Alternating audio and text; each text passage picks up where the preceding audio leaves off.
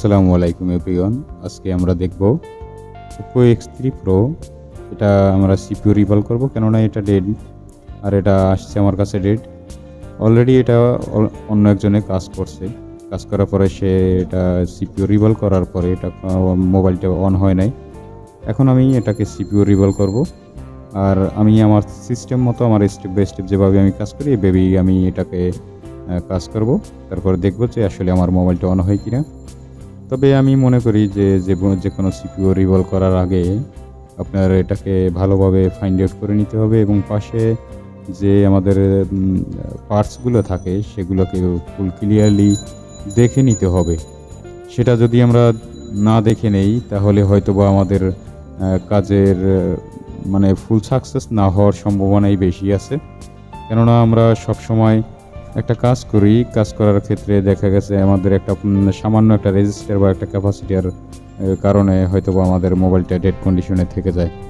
তাই যে কোনো কাজ আসার পরে ফুল কমপ্লিটভাবে ভালোভাবে দেখে নেওয়াই ভালো।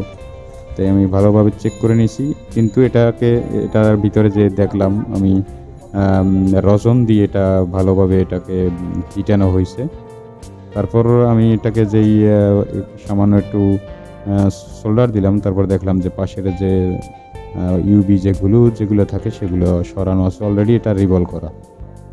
এখন আমি আইসিটা তোলার পরে আমি দেখেন এখানে অলরেডি অন্য একজনের যে আইসি তুলছে সেটা অলরেডি বোঝা যাচ্ছে। এখন আমি এটাকে পরিষ্কার করব এবং সুন্দরভাবে কাজটা করার চেষ্টা করতেছি। আশা করি সবার কাছে ভালো লাগবে।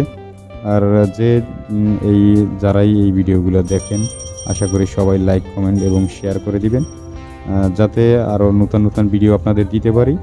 কেননা যদি আপনারা লাইক, কমেন্ট এবং শেয়ার করেন আশা করি ভিডিওগুলো আমাদের বানাতে অনেক ভালো লাগে। তাই সবাইকে রিকোয়েস্ট করব সাবস্ক্রাইব করে পাশে থাকার জন্য।